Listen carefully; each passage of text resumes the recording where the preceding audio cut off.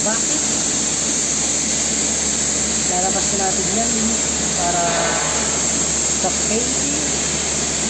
Ito yung ating tinira, yung bakbak.